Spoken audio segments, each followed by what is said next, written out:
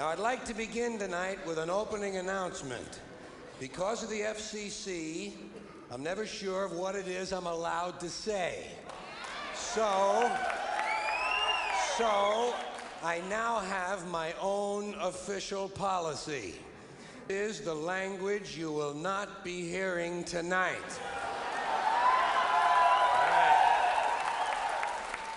You will not hear me say bottom line, game plan, role model, scenario, or hopefully.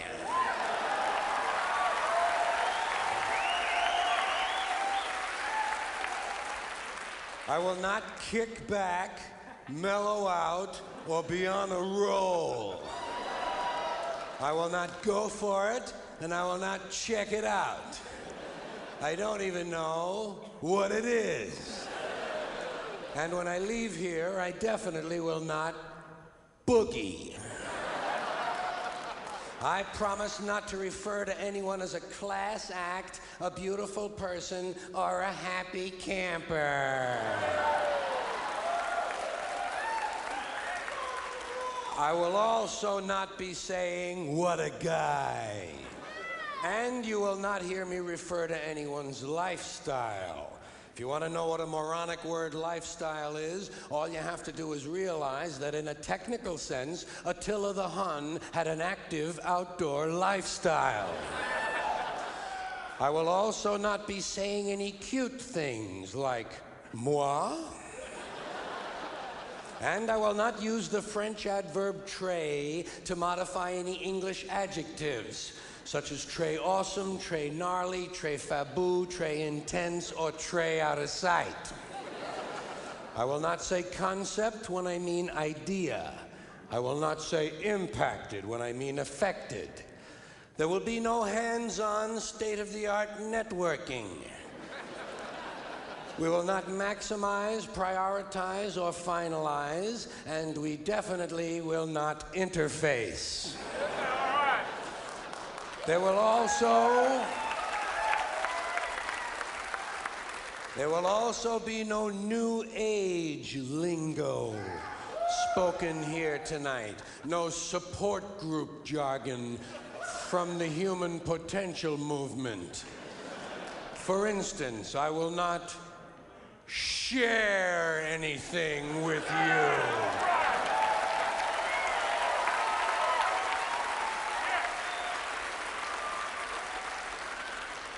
I will not relate to you, and you will not identify with me.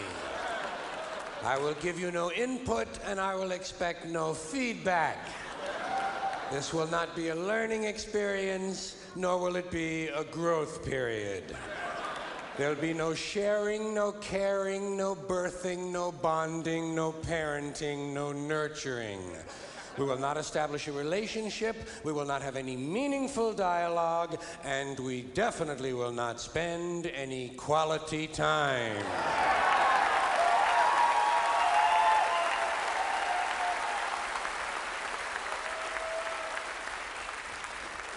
We will not be supportive of one another so that we can get in touch with our feelings in order to feel good about ourselves. And if you're one of those people who needs a little space, please go the fuck outside.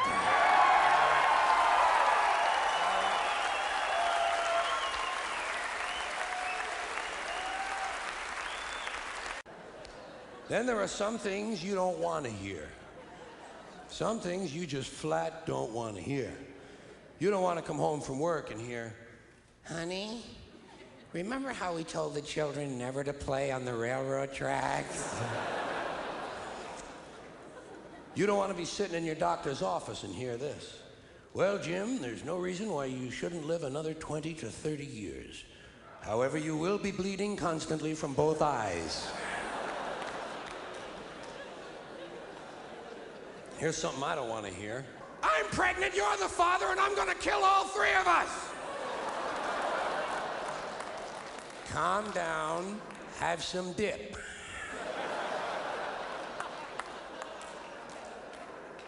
Honey, it's the police.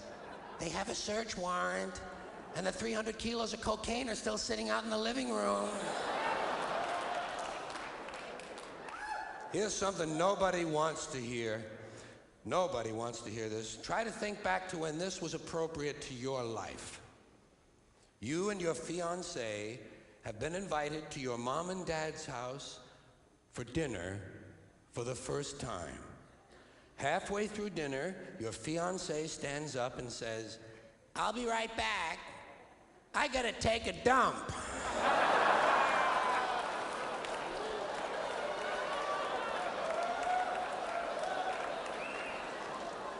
There seems to be no really genteel way of announcing publicly a dump. And frankly, I'm not impressed with people who tell me what they're going to do when they go to the bathroom in the first place. Doesn't it bother you, people who announce that, "I'll be right back, I'm going to take a shit"? Never mind! Do what you have to do and leave me out of it. And don't describe it when you come back. Boy, you should have seen. Never mind! It set off the smoke alarm. Never mind!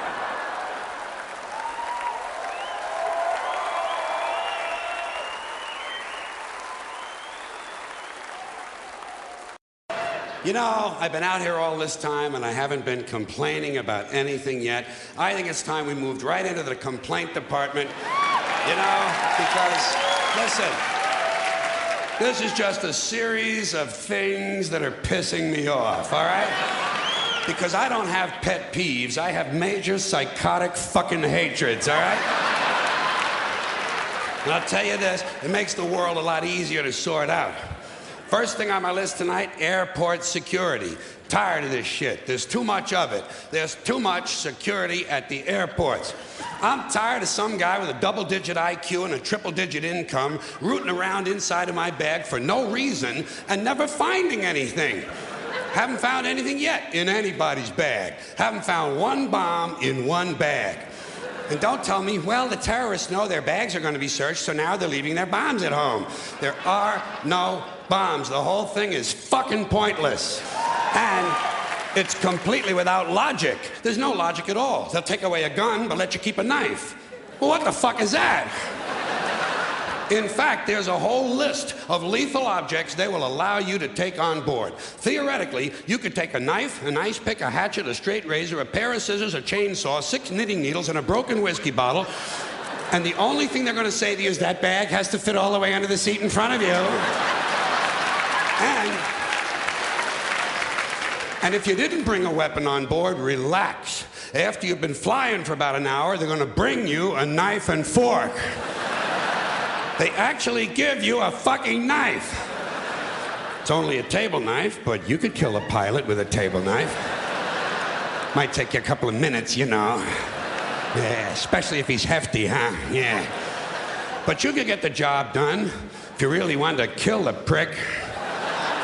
Shit, there's a lot of things you could use to kill a guy with. You could probably beat a guy to death with the Sunday New York Times, couldn't you? Or suppose you just had really big hands. Couldn't you strangle a flight attendant? Shit, you could probably strangle 2 of them, 1 with each hand. You know, if you were lucky enough to catch them in that little kitchen area before they break out the fucking peanuts, you know? But you could get the job done if you really cared enough. So why is it they allow a guy with big, powerful hands to get on board an airplane? I'll tell you why. They know he's not a security risk because he's already answered the 3 big questions. Question number 1, did you pack your bags yourself? No. Carrot Top packed my bags. He and Martha Stewart and Florence Henderson came over to the house last night, fixed me a lovely lobster Newburg, gave me a full body massage with sacred oils from India, performed a 4-way around the world, and then they packed my bags. Next question.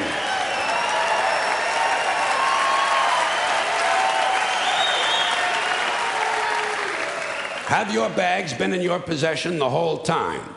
No. Usually the night before I travel, just as the moon is rising, I place my suitcases out on the street corner and leave them there unattended for several hours. Just for good luck. Next question.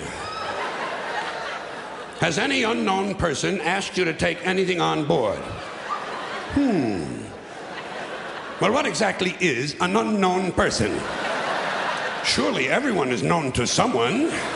In fact, just this morning, Kareem and Youssef Ali Ben Gaba seemed to know each other quite well. They kept joking about which one of my suitcases was the heaviest. And that's another thing they don't like at the airport, jokes. You know? Yeah, you can't joke about a bomb. Well, why is it just jokes? What about a riddle? How about a limerick? How about a bomb anecdote?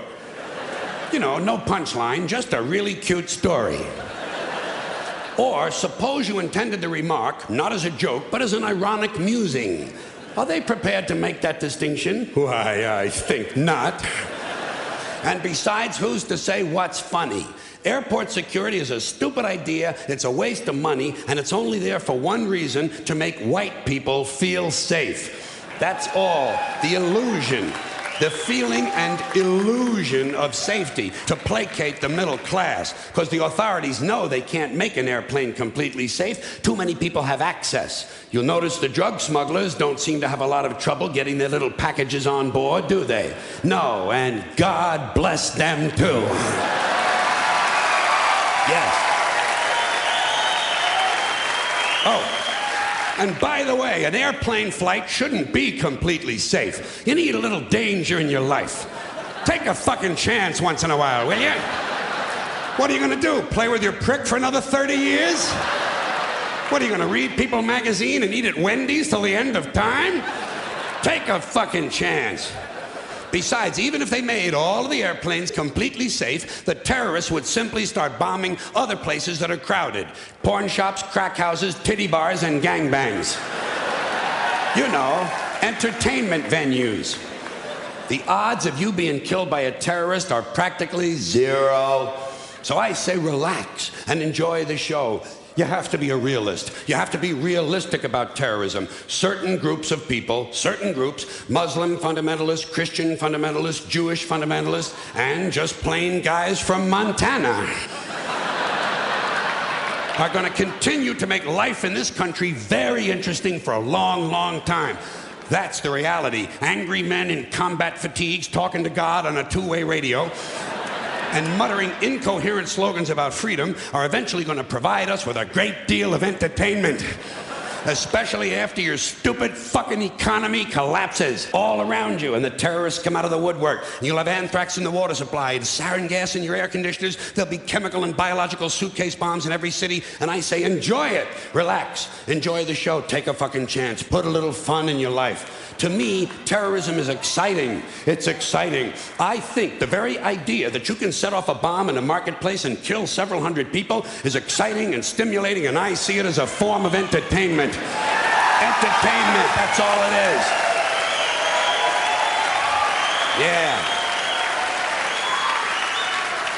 But I also know that most Americans are soft and frightened and unimaginative, and they don't realize there's such a thing as dangerous fun. And they certainly don't recognize a good show when they see one.